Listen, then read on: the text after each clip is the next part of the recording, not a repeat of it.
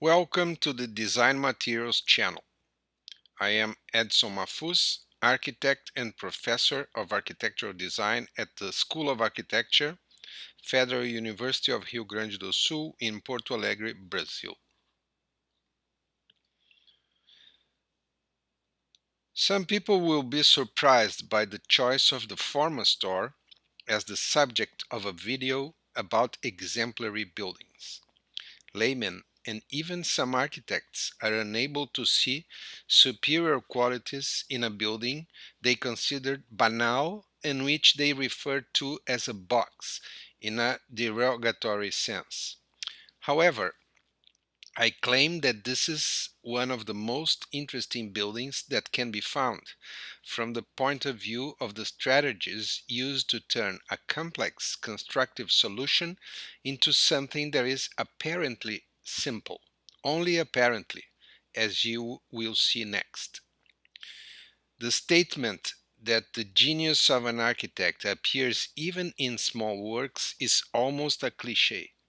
However, few works are so suited to exemplify this, the saying as the Forma Store, designed by Paulo Mendes da Rocha more than 3 decades ago.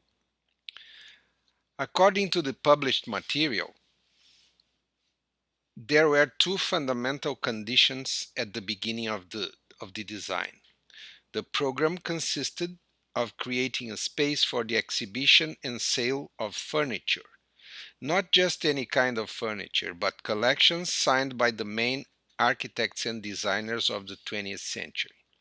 In addition, one important feature of the site was the fact of being on an avenue predominantly occupied by commercial establishments, with intense and fast vehicle traffic, with no on-street parking and a very slim probability of people arriving at the store on foot.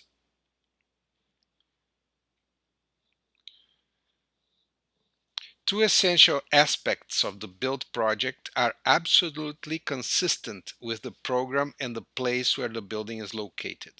On the one hand, the elementary prismatic shape, which endows the building with great formal intensity and makes it stand out by contrast amid the visual chaos that characterizes Cidade Jardim Avenue.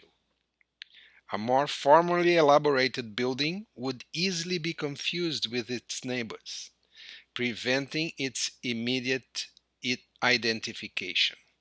On the other hand, the decision to create a single shop window, elevated in relation to the street, guarantees visibility to objects for sale from the usual point of view of those who pass by the store, almost invariably within a car.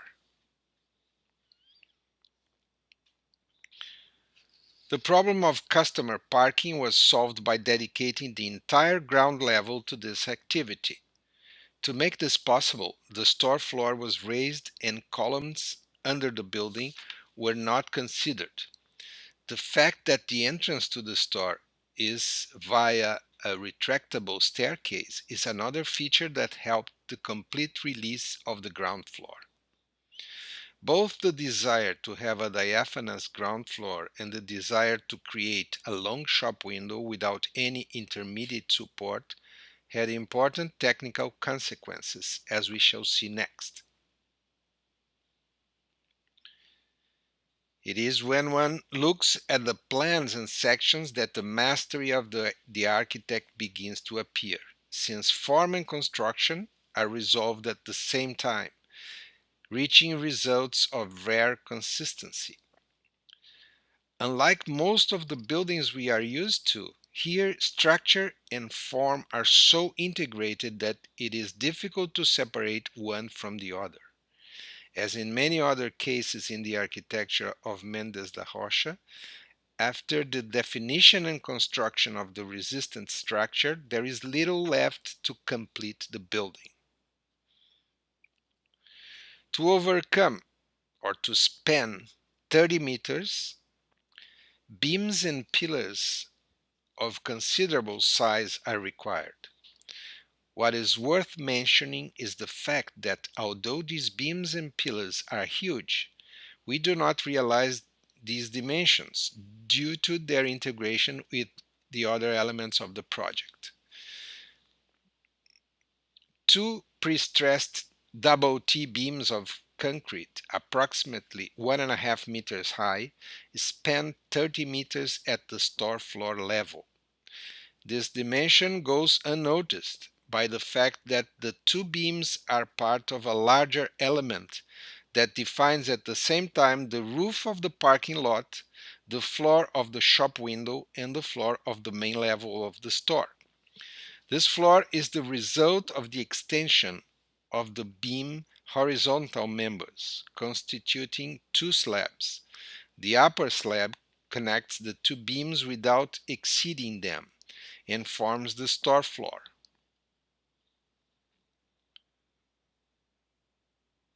The lower slab, pre-stressed in the transversal direction, advances to the limits of the box and constitutes the floor of the shop window. This difference in level between the slabs, in addition to individualizing the shop window as a space, allows an upward and diagonal view of the store interior from the outside and in reverse. A brilliant solution that resolves space and structure at the same time, without ever being tempted to show off the building's muscles, so to speak. The space between the slabs additionally serves to hide the retractable stairway when the store is closed. A similar thing happens with the vertical supports, four rectangular pillars with sides measuring approximately 1.3 meters. The pillars are joined 2 by 2 by vertical concrete walls whose extension is greater than the distance between the pillars. This ends up having an effect similar to what was seen in relation to the pre-stressed concrete beams. The concrete walls hide the real dimension of the pillars and, due to the advancement of the outer wall up to the limit of the box, suggest that the volume is supported by an element that has almost no thickness. Inside each set of pillars and slender walls, which in the local jargon are called castles, are arranged the restroom, stairs, the elevator, the air conditioning equipment, and storage spaces.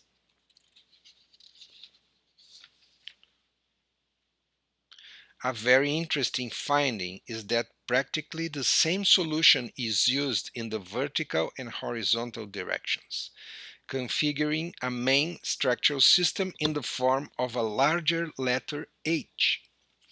Over this concrete H, the other elements of the building are placed, ambiguous in their double role of structure and closure.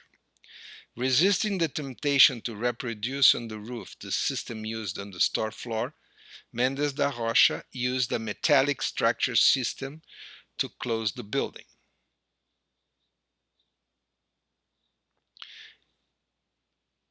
Here we see the additional utility of the so-called castles.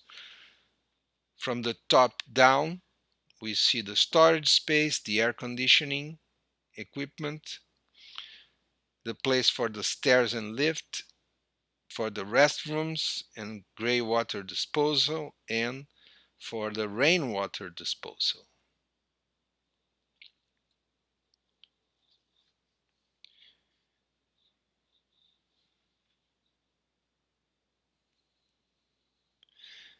Metallic beams 30 meters long and approximately 7 meters high constitute the main and rear facades, thus resolving the long and continuous shop window, which is actually an interval between the upper beam and the lower slab, an absence of elements that, paradoxically, acquires an essential role in the composition.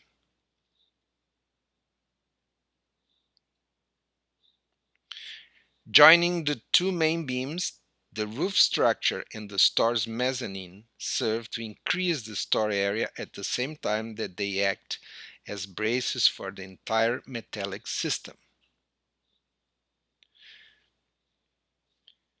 Here, the structure that serves to fix the facade panels, the roof structure, the support smaller structure for the, the roof covering from another perspective. Here we see the metallic grid that goes inside the big beams, metallic beams. Here the facade elements and the roof. Here some construction drawings for the retractable stairway, that when this stair is closed, it stays more or less at the same level as the lower slab.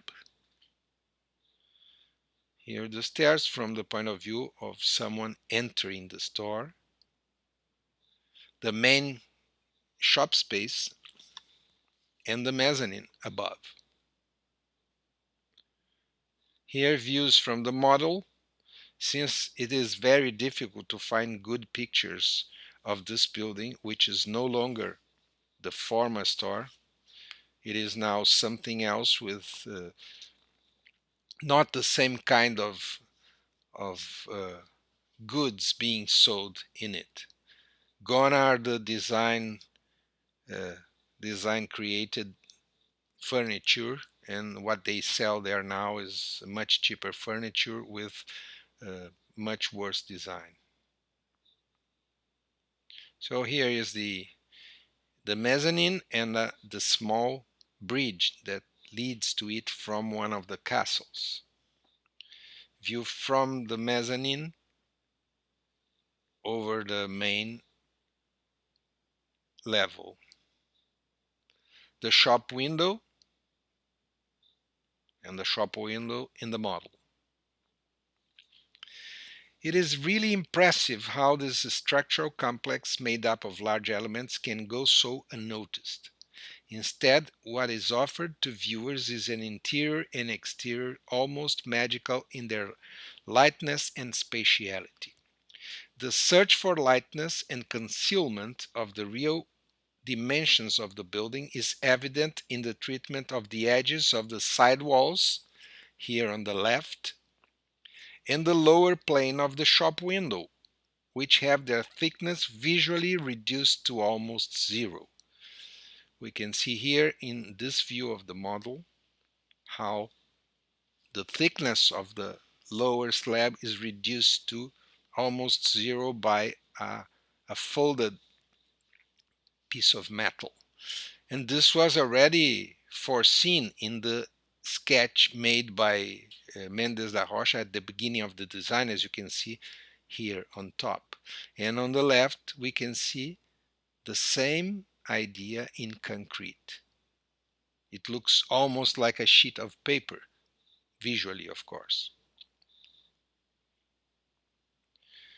The economy of means that characterizes the work results in an object of rare formal intensity, which manages to attract the attention of passers-by without having to resort to vulgar spectacularity. The rigor of the design procedure is evident. No element could be discarded without serious consequences for the building's formal and physical integrity. The Forma Store project shows that when it comes to works of superior quality, form is not one more component, but the way in which the program, technique, and place are synthesized.